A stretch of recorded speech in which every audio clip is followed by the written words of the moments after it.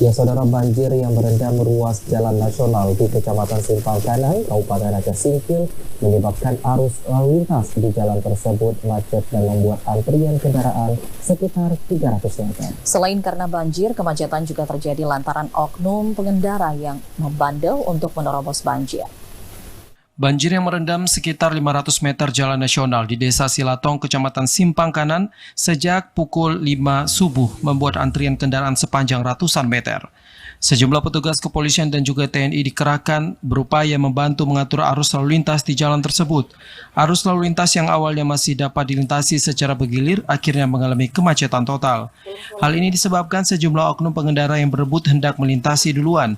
Salah seorang pengendara, Anton, mengatakan meski telah terlambat selama beberapa jam, namun ia tidak bisa kembali karena padatnya kendaraan.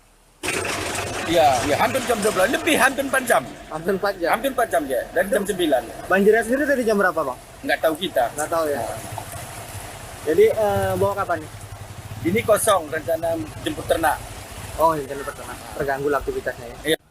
Arus lalu lintas yang mengalami macet total akhirnya kembali berjalan setelah petugas berupaya selama sekitar 30 menit, hingga kemudian akhirnya kendaraan terus berkurang.